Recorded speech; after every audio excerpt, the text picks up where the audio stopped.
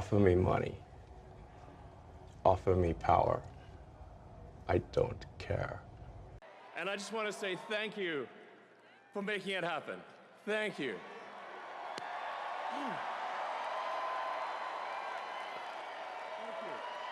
Elon Musk, the man people once simply saw as the real-life Iron Man, now becoming one of the most controversial figures since the turn of the millennium. Whether it's the human-AI symbiosis objective in this neurotechnology company or satellites being used to turn the tides in the war in Ukraine, it has become very clear now that Elon Musk, who is now worth $500 billion, has taken a very keen interest in global politics, particularly since his acquisition of Twitter, now known as X. That's of course not to say that he was completely absent from politics, but rather over the recent years he's decided to make it all more public. From his reported election interferences across Europe to becoming a key donor to the Trump campaign, leading him a position in Trump's proposed Department of Government Efficiency. It becomes clear why it's important to understand his interests and plans still very much affect world politics one way or another. To understand the world's wealthiest individual entering politics. Before beginning, it's of importance to mention that this video has been influenced by Ashley Barnes's Elon Musk, How the Billionaire CEO of SpaceX and Twitter is Shaping Our Future, alongside other sources which will be mentioned in the description below. With that, let's commence. Мною принято решение о проведении специальной военной операции.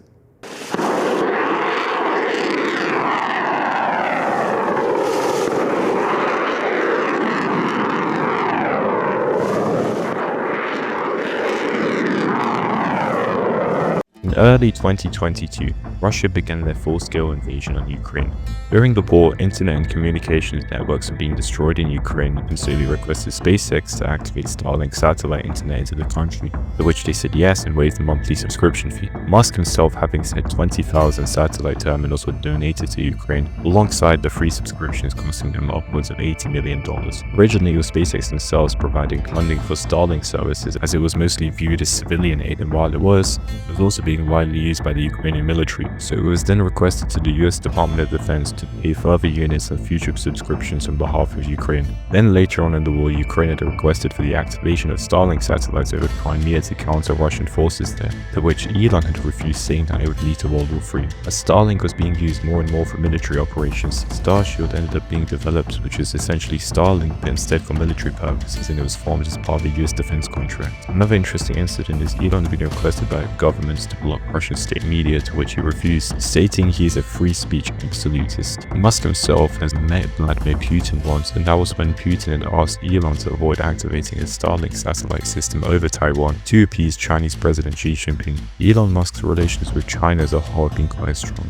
After having a gigafactory built in China, which is a term for Tesla's large-scale manufacturing, Elon had gone to praise China and criticize the US. He's also noted to have advocated for Taiwan to becoming a special administrative zone of China. Their policy has been to reunite Taiwan with China. From this standpoint, maybe it's analogous to like Hawaii or something like that, like an integral part of China that is arbitrarily not part of China. October 2022 was when Elon Musk had officially bought Twitter. This is arguably the moment he went from that cool guy who makes sci-fi stuff real into a significant player in world politics. Why Elon chose to purchase Twitter is still a question with no real clear answer. It certainly isn't a profitable venture, which can be seen through the New York Stock Exchange, where they had a net loss for every year, save 2018 and 19. But one thing it sure does is amplify the reach of what he says, like his scuffle with the Brazilian Supreme Court after they banned X in Brazil under the pretext of disinformation, specifically over censorship of Brazil's former president, who had reportedly incited riots in government buildings in 2023 after his election loss. Elon did eventually give in to the demands, likely because of the large amount of X users from Brazil, but this wouldn't be his only encounter with a foreign nation through the social media app. Rather, it was just the beginning of it all. Over the course of 2024, the year where elections were occurring globally, Elon had went to backing far-right parties across Western Europe, the Reform Party in the UK and the AfD in Germany. His intermingling into UK politics, however, recently taken a sharp turn when he faced a disagreement with Reform's leader Nigel Farage. It was over the far-right activist Tommy Robinson, whom Farage was trying to distance himself from over his far-right extremism. Meanwhile, Elon endorsing him, and things then took a sharp turn when Elon had tweeted out that the Reform Party needs a new leader, which comes not long after an expected $100 million donation to the party. In the end, it turned out Britain's far-right party wasn't far-right enough for Elon. The European Commission is currently reviewing X over election interferences across Europe, potentially imposing a ban on the app too. really shed light for Musk's involvement in politics really came down to a sudden endorsement of Donald J. Trump. Right after the attempted assassination, Elon went out to post wishing Trump a speedy recovery and that he endorses him. After more than $250 million towards Trump's presidential campaign, it didn't come as a surprise for Elon to receive his very own position in return. DOGE, or the Department of Government Efficiency, which will be led by Elon Musk, is proposed to cutting government costs. Now, why is it in Elon's interest to involve himself with Trump? Well, associating yourself with the US president does contain a lot of benefits for a multi-billionaire, such as deregulation or future government contracts. However, Trump and Elon weren't always on the best of terms. Back in 2017, President Trump had brought the US to the Paris Agreement, which is a multilateral environmental effort. In protest, Elon had left his position in the White House Advisory Councils, and even more recently, Elon had reportedly tried to educate Trump on climate change, but chose not to rebel further and could dismiss his complaints. Another interesting remark, Elon had actually voted for Hillary Clinton in the 2016 US presidential election against Trump, and had voted for Joe Biden in the 2020 election. In 2022, he posted on X saying that Trump is too old to be president, which very much backfires the same sentiment he said towards Biden, especially after his endorsement for President Trump.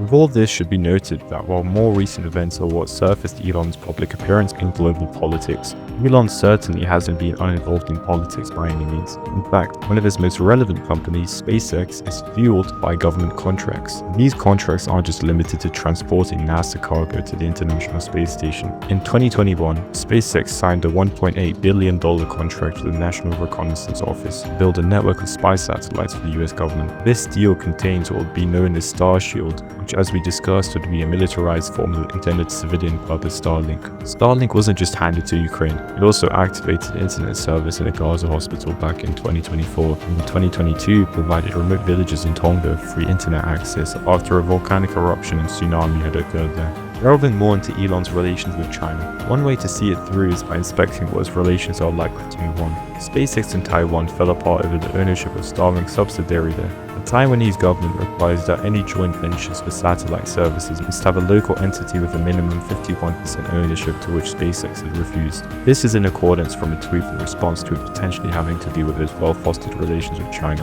Elon also helped shape a policy in China which benefited his company Tesla. It all began in California, where Tesla had launched its first car back in 2008, and the company had profited from an emissions mandate which allows it to sell credits consisting of billions of dollars of them to automakers which cannot meet its pollution targets. What Musk did was propose this policy through his lobbyists in China to adopt a similar policy. Eventually, Beijing had ended up adopting it. China as a whole is arguably the reason for its extraordinary success, particularly with Tesla. Its Shanghai factory accounted for over half of the company's global deliveries and the bulk of its profits. Our major company relying on China for manufacturing isn't something uncommon.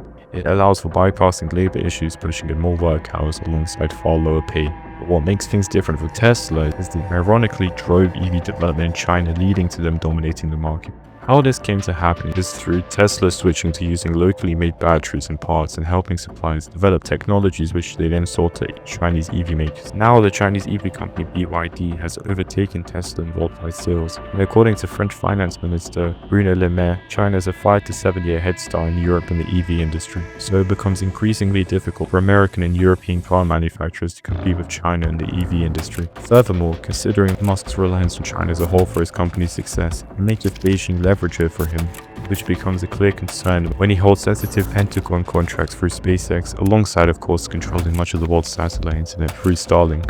So then, what does this all tell us? Well, for starters, that Elon Musk affects our lives just as much as any other world leader, and with this it became important to be wary of his future plans. A person so well documented and recognized all across the world, whether it's his cameos in Iron Man or his intent on colonizing Mars. Clear that Musk is no longer just a celebrity businessman, a key figure in international politics and beyond. You are, after all, already surrounded by his innovations, Tesla cars and beams of light flowing in lines across the night sky.